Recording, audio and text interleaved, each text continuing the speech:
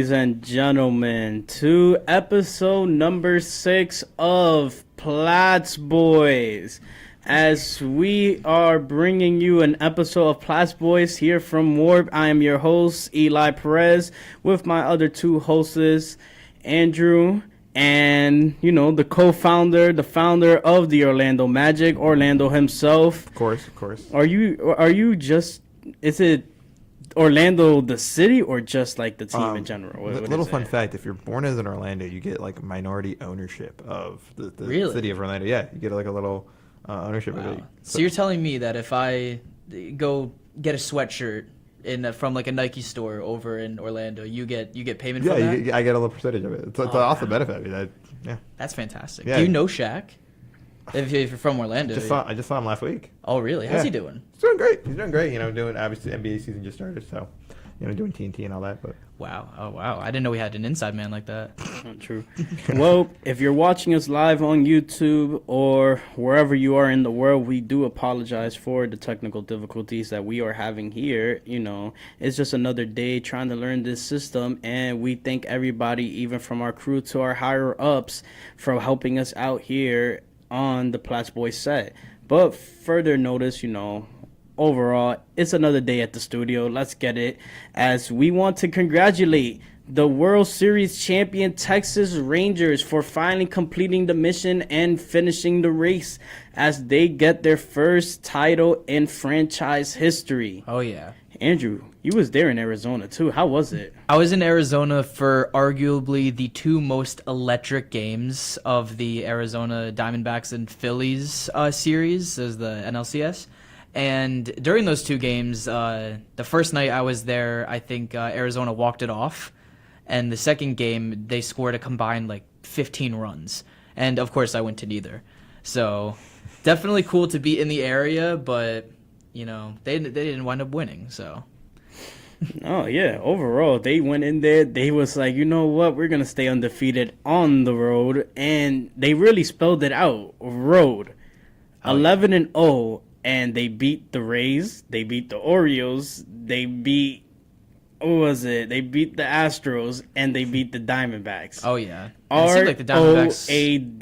They did what they did, and that's something a lot of teams couldn't have been. They were the first team to ever go undefeated on the road, 11-0, in what we say our new playoff format.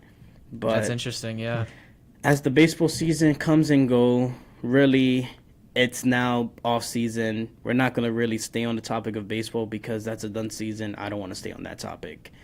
You're a very up to date man. You don't want anything that's out of date. No, and plus it's NBA season. We want to really show the love to the NBA players and our NBA teams. Of course, baseball is such a primitive sport. All right, we're not gonna go to that topic, Orlando, as your Magics were one of the teams that I want to get to at the point. But let's stay on topic. Yeah, let's give respect where respect is due. We'll talk about our defending champs, Denver Nuggets.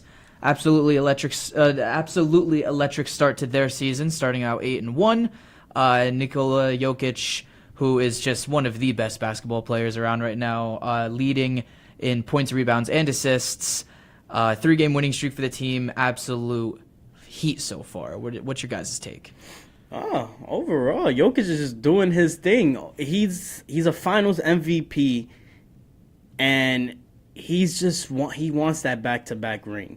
And he just wants to show that he's still a dominant. He's going to become a dominant player for the years to come. For Denver, can they lock him down to a long-term contract is the real question. You know how Jokic is. You know the power that comes with that, that height.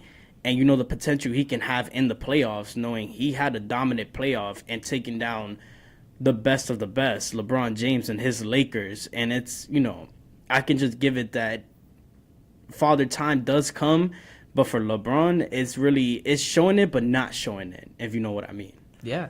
And I've been looking at both of the Eastern and Western Conference rankings, and I actually noticed something very interesting. So the past couple of years in the league, I feel like it's been very guard-centered. Damian Lillard just had this big breaking trade. Stephen Curry's been one of the best shooter of all time in most recent years. But we look at the standings. Yeah. In the Eastern Conference, 76ers are first, led by center Joel Embiid. Yeah. Bucks are in second by power forward Giannis Antetokounmpo.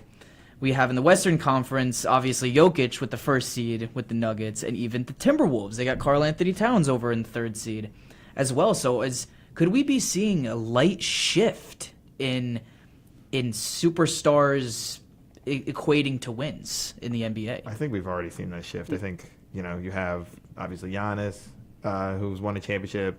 Now Jokic has won a championship. Embiid's got the MVP as well. And like I said, Sixers are 1 seed. I think it seems like, we're in the big man era. And I mean, we were always like, these 7-foot guys who are so like lanky, like Wembanyama and Holmgren or Chet. We've doubted those guys, and they're looking great so far. It seems like the big guys are the future of the NBA. You need to have size. You need to do it all, like all these big guys are doing now. So, yeah, I think maybe the guards, they're great still. We have a lot of great guards. I mean, you said Cat for the Timberwolves, but I think that's Ant's team. But oh yeah, definitely. Yeah, that's definitely. Ant's team. But yeah. I think I think it's a big man league right now. Yeah, and I find that interesting too, because going into the season, obviously ESPN has been covering the hype of Victor Wembanyama, and I was very on the fence about it because it's like, it's a smaller kind of guy. It's, the league's really, there's a lot of, 7'5", 300-pound, guys out there. Can he compete like that? And he has been lights out. Absolutely fantastic so far. Almost dropping 40 points the other night. Yeah, he's been great. I mean, he's proving a lot of people wrong. I mean, I think at this point, and especially like I said, Chet being good, I think we got to stop doubting these guys who seem slim, maybe aren't like super bulky, and we're questioning their injury stuff. And I mean, obviously, knock on wood, it's still early with these guys. They could have injury problems, but I think right now they're proving everyone wrong. Yeah, definitely. So talking about a team that has proven almost everyone right so far, it's been the Memphis Grizzlies. Not a very good start to their season right now. Looking at 1-7 record right now, they still have about 17 games without Ja Morant. He's serving that 25-game suspension. What's the outlook for them this season? Oh, it's really trying to, keep the pieces they got in the offseason together. And that Marcus Smart situation is really, your two best players are homegrown talent. From Desmond Bain to what is it? To Jaren Jackson Jr. Both players, they're both players that are leading the teams with plus 20 points, averaging plus 20 points. But to really show it, they don't have a big man. Their rebound, literally their highest, the person really to get the highest rebounds per game is Jaren Jackson Jr. Yeah. Triple J. Yo, you can really say that. It's Triple J right there. Triple J, yo. And it's to the point where Memphis was once known as a good team with Ja on the team. And it's hurting them. I said it from last semester, Ja is going to be the reason really to hurt this team. And it's because of the mistakes that players make. And it's mostly like Ja he wanted to go back into the hood, but it doesn't work like that. You gotta stay out. You don't want to, ruin your career that you already got. And a lot of people can't really get to that point. Definitely. And I'd like to argue, too, that, definitely on the headlines you see, Ja Morant's not playing, and even when he is playing, he has such a microscope on him now because everyone's, with this whole thing that happened in the offseason. But my thing is, I think they're missing Steven Adams a little bit more. I was going to say that. It's not just Steven Adams, too. It's Brandon Clark. I mean, those guys are just so crucial for them. That their screen setting, their rebounding. It's just so important. And that's kind of like the foundation of the Grizzlies and why they're able to be really good without Ja Morant and a lot of those stretches we saw previously. But losing those two guys, it's just they kind of lost their identity as a basketball team without those guys. They right now. don't have a stable big man, like you said. It's really just they're really depending for their younger players to take the lead right now, and it doesn't work like that. And it's mostly the thing that caught me surprising. They started 0-6. They had a 6-game losing streak to start the season, and to win the game, play with that too. They really won a game against former team, former Damian Lillard's team, the Trailblazer. It's crazy. And the Trailblazers are 3-5. They're not that good, but they lost to a team that was 0-6, and it's for the Trailblazers, they got pieces back. They didn't get really all-star pieces, but they got pieces back, and they could have taken advantage. They could have got that 2-game sweep against the Grizzlies, but... Yeah, it pretty much comes down to they're losing their best player. and they are missing two like crucial guys for their defense and rebounding. And I think without that, you just don't have a recipe for success. Yeah, I mean, I remember back in the day, Zach Randolph and Mike Conley. Those are the type of Grizzlies that is like, wow, they're getting wins, and it's not because one guy's scoring 40 points. Don't forget Marcus Gasol. Marcus Gasol, yeah. Forget my boy. Wow, legend. Well, their next matchup is against the 2-7 Utah Jazz, which is another team that is surprising me right now. Which also I kind of really thought Utah was gonna get their title before the Nuggets, but the Nuggets actually proved me wrong. Interesting. Why'd you think that? Donovan Mitchell, Gobert. It's like even with those players, they had the opportunity. They were one of the best of the best. They even took down the Warriors just to lose to the Nuggets, which, you know, give it all props. Denver deserved it. They deserved that championship, Definitely. and I really would want to see them go back to back. It's something that hasn't happened since the Warriors done it. Yeah, no, and the Warriors were definitely good at doing that back in the day. So let's talk a little bit more about the debated GOAT, LeBron James, and how his situation is kind of being handled right now in Los Angeles. 3-5. Yeah, that's not a LeBron record. That's not something. It feels like the same old story with the Lakers. It's just like Anthony Davis needs to be more. He just needs to do more. He's too inconsistent. But that's the thing right now. Both Anthony Davis and LeBron have been doing their top. Like they have been doing their. I don't think AD has been like the thing of AD is he needs to be like. He needs to be consistent. He needs to be consistent. He needs to be like that top 10 player because LeBron just. He still is like a top 10 player, but he's not. He can't be. You're leaving it too much on AD, knowing the fact that he can't do this all by himself. But I think LeBron can't do this anymore by himself. So like that's why AD. It's not really on LeBron or on AD. It's mostly on the fact that the Lakers doesn't have a consistent shooter. They have the big man. LeBron and AD are doing their best. AD and LeBron have been averaging more points than they've been expected to average last season when they had mostly injury issues. And AD has been healthy for the 8 games he's been a part of it. And LeBron, too. It's just you don't have a shooter. I love Reeves, but Reeves can't be doing this. I love Russell, but he can't be doing this. It's like they have people that are inconsistent in shooting, but AD and LeBron, they've been proving their points. And for the 8 games that they've been playing, AD and LeBron is the duo right there in LA. I think you're right. I think they're role players. Especially they made some like pretty big signings this offseason, getting some like really nice just role guys that I just don't think anyone's really been showing up. I think Austin Reeves, he's not looking like that. He was looking like in the playoffs where he looked like he could actually be like the guy for the Lakers at times. Christian Wood, you know, he's kind of like a wash that, you know, at this point, like it's like, oh, he's gonna be great, and then he doesn't really be that great for teams. That is size though. His size is nice. I don't know. I just feel like, and then D'Lo's incredibly consistent. That is true. So I don't know. You know that true with the Timberwolves. Yeah. I'm glad he's gone. Yeah. So I don't know. I just feel like the Lakers do have like some serious like role player issues right now. I feel like they need these guys to step up, and I think they need like just a really good, reliable shooter. I think it's just like that's the kind of consistency that could help everything with the team. Yeah. And another problem I think too is just the geography of the league itself. You know, you play in Los Angeles, all the lights are on you. You share a stadium that has 4 years ago, if you said the Los Angeles Clippers had all that superstar talent, you would say, okay, they're going to win the next 10 rings. So at this point, it's like, do you still have that competitive edge? Not only that, but do you have those guys who you're going to bring in and not just be league average guys? Because you're not going to get – you need to be more than league average if you're the Los Angeles Lakers. That's like the Yankees not missing the playoffs for 3 years straight. It's just something you don't see. I wonder if you're overrating the Lakers a little bit too going into the season. Like they did get so hot towards the end of last season and looked like they were going up only, but I don't know. You just see a lot of the other teams got better and like – I don't know, like it seems like they still probably are like more of like a play-in team more than like a top 5 team or something. Well, it's the expectations that come into it too, because both the Lakers and the Celtics are supposedly the best of the best in franchise in the NBA's history. Mm-hmm. Yeah. And it's mostly the titles. The Yankees, of course, they dominated 27 World Series. Of course, they're going to be known as, you need to be in the World Series every single year because of your titles. Mm-hmm. That's the same thing for Boston and the Lakers.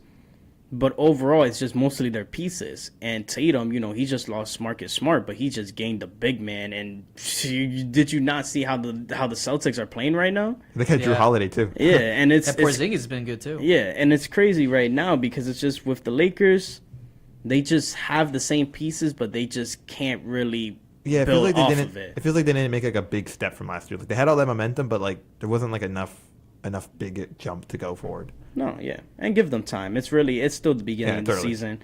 Yeah. It's really the real question is, can LeBron get his 5th ring? I think that's not something. That's something that I think requires a new situation. Yeah. Whether that's the Lakers trying to recharge their roster as it is, or it's LeBron moving on from Los Angeles. And I mean, a comeback in Cleveland is quote unquote possible.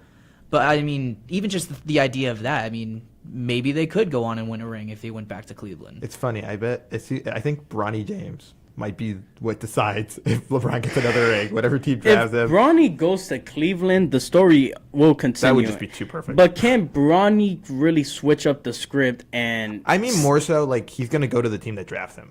So, like, that's kind of how Bronny's going to decide if LeBron wins another ring. Because, like, is Bronny going to get drafted by a good team or a team that's, like, deep in a rebuild? And that just creates a whole nother scenario of when do you draft Bronny? Is he a top 5 talent? And even if he isn't, do you still just take him because of the name? No, yeah, true. But let's finish this up right now, with Orlando.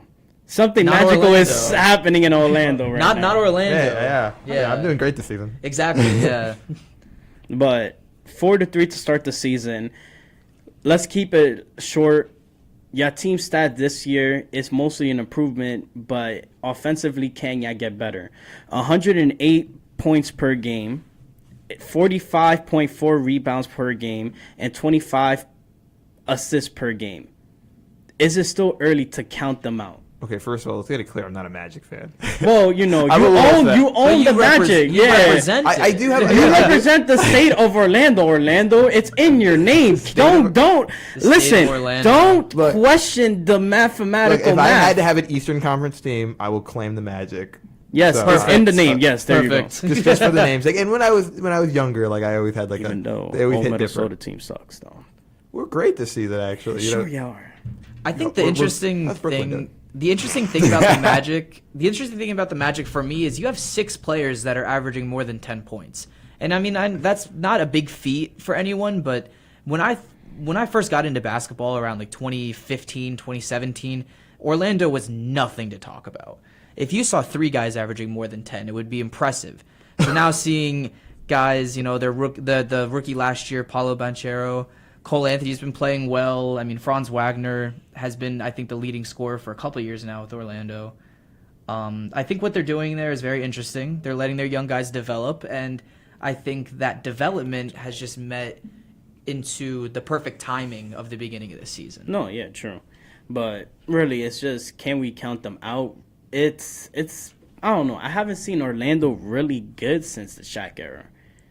Yeah. And it's really kills me because they get good pieces, but they don't know how to produce. They had those years of being the 8th seed. And But- that small little Dwight era. Yeah. The Dwight Howard era. But we will see how that progresses. Each team has played about 6 or 7 games, so we have a lot more basketball to talk about for the rest of the season. But for right now, let's move over to football. Not just football. We'll get a little checkup on our fantasy football. How are you doing in fantasy, my guy? Well, first, to really cut it short right now, because we haven't thrown into a commercial break at all. And is true. That is true. But let's keep it short right now so we can talk more about Cardinal sports for the rest of the show. Fantasy has been a dire need for me, and I don't think I will be able to make it in my second year because overall I am 3-6 in fantasy football going into week 10. I suck, and my offense had died out on me. So overall, I don't know what else to say. I suck at football. Yeah, so I've been in fantasy football, I would say, probably for about 4 or 5 years. My dad was kind enough to let me in one of his fantasy football leagues so long ago when I knew nothing and wanted to draft Antonio Brown because he was my favorite player. But now I'm in 4 leagues. My record all combined is 21-15. I'm 5-4, 6-3, 6-3, and 4-5. So I still have playoff hopes for all of these leagues. Some of my best players, Tyreek Hill, who reached 1,000 yards 2 weeks ago. Very interesting.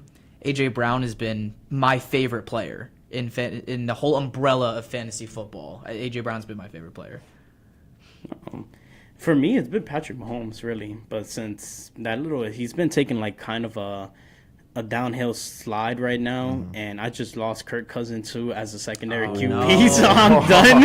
I told you I'm done for the season. It's over. Yeah. It's a dead end for me for football, but fantasy basketball really is about to be a turnaround. The comeback. I'm gonna have to take some notes for 14s. you. I'm gonna have to take some notes for you of fantasy basketball. I've We never need to done get you into fantasy basketball. You too, Orlando. You better get into fantasy I haven't done basketball. any fantasy. I mean, I know a lot more about football fantasy, but I still don't even play it. But overall, really, fantasy is just a different story. Football's almost coming to an end. Super Bowl predictions right now before we really throw it to the break. Ooh, wow! This is unscripted Yeah, I right know. here. That's This is an unscripted part right now. See. I'll take the Philadelphia Eagles getting back in the dance. I think they can do that in the NFC. San Francisco's not playing well. Battle Pennsylvania for the Super Bowl. No. Steelers, Eagles. No, I'm calling no. it. Everybody. I'm going the Bird Bowl. I'm gonna go Eagles Ravens. Eagles, Ravens. Okay. I'm so new to that football, but I'm gonna go Cowboys Chief. Cowboys sneak in. I like it. Cowboys sneak in. Yeah. I'll switch up my answer though. I'll go with Philadelphia and. No confidence in the Steelers. You never know. I have a lot of confidence in the Steelers. Any given week. They got a couple of problems They're getting there. to fix before their Super Bowl picks, but we'll go with Philadelphia, and you know what? Let's do Buffalo. Let's do Buffalo. Actually, go back to the Steelers. I no, like no, that no, pick no. more. Let's say Buffalo. Go back to the Steelers. The Steelers is more Go. fun because like it's your team, but Buffalo is like no way they're making it. Allen's versus it's gonna hurt me. Buffalo's had a couple of seasons of losing. They lost to the Chiefs. They lost to the Bengals. They've had some heartbreaking playoff losses. This is the year they get hot in the winter and they make a run. Well, they're cold right now. Well, that's your Super Bowl predictions. After these short commercial breaks, we'll come back with you with more Cardinal sports and what we suspect this weekend, really, with the men's ice hockey team. Stick around. So TEAC is Tau Kappa Epsilon. It's a national fraternity. Sounds like it's really well. It's one of the biggest in the nation right now. We're about 37 guys. We do our best to serve the community that we are a part of, and we really like to give back. In my opinion, what makes TEAC stand out is just the amount of leadership skills that you will develop as a TEAC. As time progresses, as you go through the rush process, you realize just like how genuine the people are in this organization. Better men for a better world. Rush TEAC. Hey, I'm Bailey Delerba. I'm a Zumba instructor here at the Fitness Center. I teach every Thursday from 9:15 to 10:15. Zumba is a dance, fitness, cardio workout, and it's a lot of fun. You should come check it out.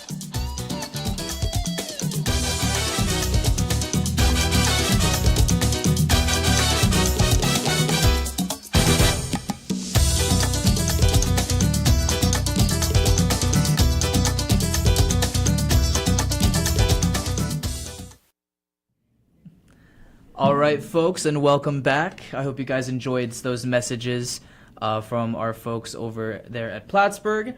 So we're going to jump into some Cardinal sports quick. Right before we get started, I wanted to tell you guys a little bit of my experience that I've had working pretty closely with Cardinal sports. I have an internship with the athletic department.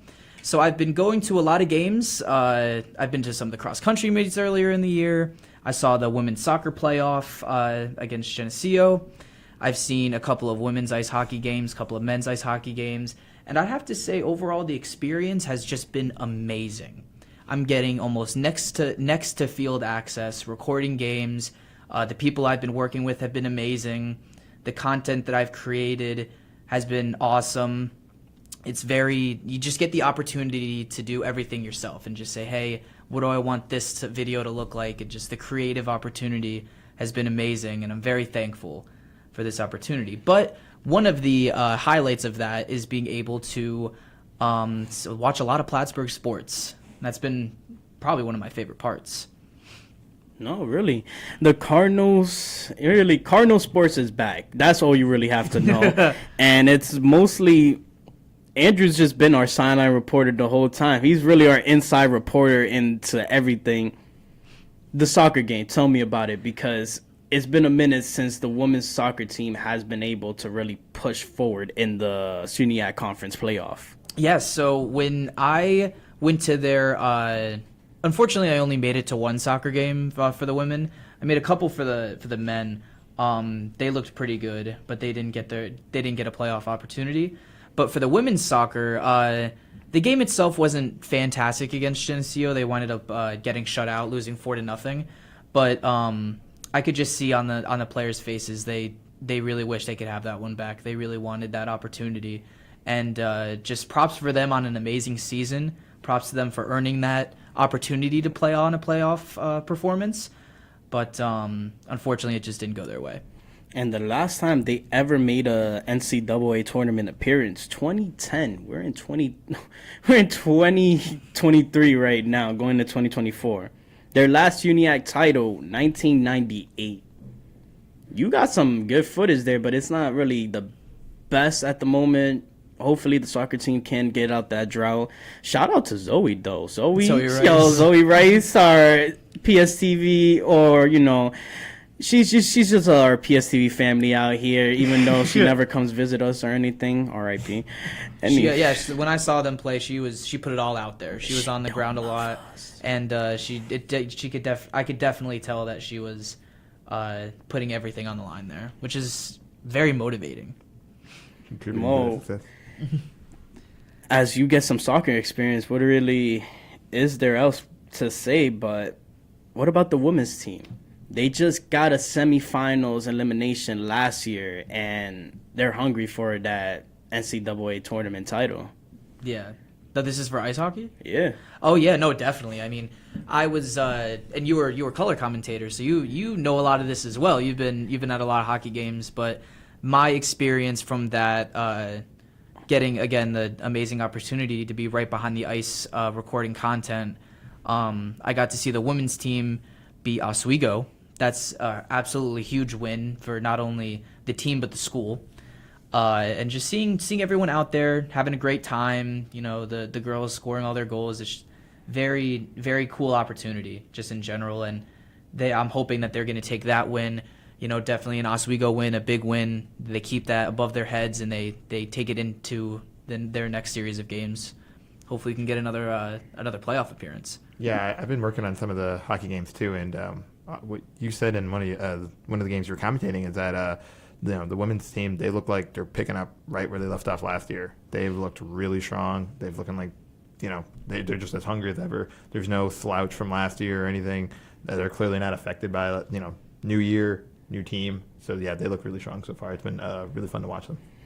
Well, for the women's ice hockey team, the Cardinals will be going away this weekend, November 10th and 11th. Buffalo first stop. They will be taking on, the Bengals. Oh, it's really surprising me that they took that name. Yeah. They'll be taking on game number 2 of the SUNYAC Conference schedule against Buffalo and game number 3 against SUNY Morrisville. But really, the highlight of this weekend will be on the men's, as they will be taking on some heavyweight teams in this UNIAC matchup this weekend. You want to start off with the first one? Yeah, no, the first one, Geneseo, right? Yeah. Yeah, so tomorrow they'll be playing against Geneseo. Number 8, Geneseo. Number 8, yeah. So I went to their game against Castleton. They were absolutely electric in that game, scoring 6 goals. Absolutely amazing.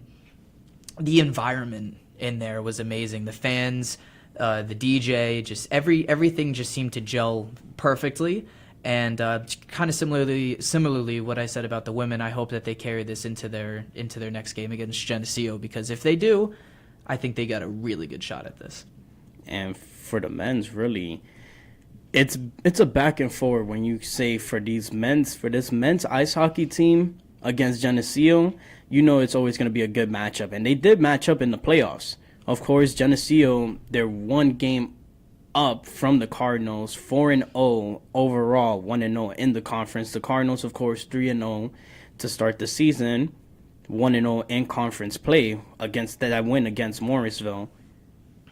how do you really? You're gonna cover that game tomorrow, right? Yeah, I'll be at the game tomorrow. How do you feel that environment's gonna be against a conference and a number 8 ranked team? Yeah, I mean, I'm all about perspective right now. I can just see everyone. I mean, I was informed yesterday that there's going to be a tailgate that Plattsburgh fans are going to be at. I could see everyone with their white or red jerseys walking in there, knowing that they're going up against the 8th ranked team, ready to make some noise. I mean, I thought that the Castleton game was electric. I think I'm about to get blown away tomorrow. Very excited. How about we get some record predictions for that game? Score predictions. What do you guys think? I'll take Plattsburgh in a 5-4. You know, if you say these scores right now, it will be counted as your Bailey bet scores. Okay, I get that. I'm going to say probably. I kind of like you're going high score game, but I'm going to go 4-3. Yeah, no, I like how Yeah. we both have that 1 goal differential. Yeah. I think that And that's I'm going to just go how Plattsburgh because, of course. Yeah, I think that's just how electric the environment's going to be. Is that it's just going to be neck and neck, close game Yeah, all the way. they really want that one. Their final matchup was 5-1. I say Cardinals. You said 4-3, right? Mm-hmm. I can't go 4-3 now. I say Cardinals 5-3. Okay. I like that. Yeah, we're all predicting a really good game. I love it. Can I still choose 3 chambers? Is that possible? I can still choose 5-3, right? All right. For the Knights, it's going to be a matchup. Of course, they are on a 2-game losing streak. For the Cardinals, it's really proving to them, are we at this level? Are we a championship caliber team? For Brockport, of course, that's a Saturday game, and it's another day at the office for them. But let's put this real highlight out there. Who's really been leading this team? Who's really been helping this team really support the line? Eli Schiller, MVP, SUNY Act Conference MVP. This man is hungry for blood, and he's hungry to end the 22-year drought. And it's crazy enough, I'm saying it right now, I feel like he's going to be he should be at least your number 1 star player tomorrow, if anything, because the amount of saves he got, he can go for 500 saves. He can almost go for 1,000 save as a collegiate player. So don't sleep on him. If there was a player to lead this team to another championship after 22 years, it feels like he's the cornerstone. He's the one I feel like that can help this team really end that drought in the NCAA tournament. Yeah, I mean, for the folks out there, the tides are changing in Plattsburgh. We're ready to win. Whoa. And for both of these teams, too. You can feel it? Feel those tides. Hold on to something. Change it, all right? And both of these teams, of course, Geneseo and Brockport, the Cardinals have a winning streak against them, 2 games at least. And they just want to really continue dominating at home. Of course, it's kind of the same score for both teams. Both teams ended their games respectfully 4-1. It's just the Cardinals just want to continue dominating. Yeah, and I mean, I don't think that's going to be on anyone's mind once they're in the locker room ready to play. It's just going to be the skates, the ice, the puck, and that's it. We all got to dial in. We got to get ready for this. It's going to be a big one. The last time the Cardinals and Brockport had an overtime loss was February 26, 2022. You want to guess the final score to that? It was a tie. It was an OT loss. It was an OT loss. 2-1. 1-0. 6-7. Oh, I knew at that point. I knew it was gonna be really high. That's insane. That's a high-scoring game between both teams. Oh yeah. And it was here in Plattsburgh that took place. That was crazy. That's not a playoff game. Yeah. I may have Dang. to do more research on that. I don't think that's a playoff game. Well, just to highlight one more thing that we have going on for Plattsburgh sports, we have Plattsburgh basketball. It's going to be starting up again. Plattsburgh will be facing the University of Vermont, and something that Plattsburgh students aren't really used to, it will be streaming on ESPN+. So if y'all got ESPN Plus, y'all better take advantage and watch that game because the men's are trying to end a losing streak that has to change the way of the locker room at this point. Yeah, it's national televised game. It should be very, it's going to be on everyone's mind. So It's definitely going to boost them up and their morale. Honestly, I think I just hope that they just have a good game out there. Just play hard and, knowing that they're on national TV, just look good. Show everyone what Plattsburgh's all about. And I see really Kevin Tabb really taking he's taking the show that day too. If it's going to be on ESPN Plus, I say he goes for like 20, 25 points, over 20 points at least. might as well. Yeah. Definitely. But don't sleep on the women's too because they did get a dub as well. They got a dub and they wanted. It's not going to be a nationalized it's not going to be on ESPN Plus, but they are going against St. Lawrence University in their next matchup. Of course, the women's they're trying to really change the environment from that locker room and try to end that losing streak as well. Definitely. Both teams are trying to improve and try to make it back to that playoff and that NCAA tournament. You know what's the vibe already. I can't say anything else. We already know. Awesome, yeah. But that's really the end for us here. Overall, thank you for watching. Thank you for really holding down the boat with us. If anything, we love y'all. We really we love do. y'all, definitely. And I've actually been having some people come up to me and be like, "Oh yeah, I really enjoy the show. I've been watching and stuff." And we're on our 6th episode, and I feel like we have a vague audience already. It's amazing. So we're getting there. I got to thank you guys for letting me on for a couple episodes so far. It's been awesome. I mean, it's the moment at this point that we really figure out who really owns Orlando. That's why we keep bringing them on. We just want to figure it out. You guys are just trying to have me give you a share of my Orlando money. Yeah. I want at least one piece of land from Orlando. I can maybe work that out. That's where the new Platt. That's where Platt's boy after you guys. Right? That's what it's gonna be. But a huge shout out to our crew, John Chambers, really helping us out right now. If you do see us on the camera, that will be our recorded version of Platt's Boys. We do apologize for the technical difficulty, but it's college. You're learning the equipment, you're getting there. Yeah. But thank you all for watching, and we hope to see you on our 7th episode or anytime. Yeah. Have a good night, Plattsburgh. See you later.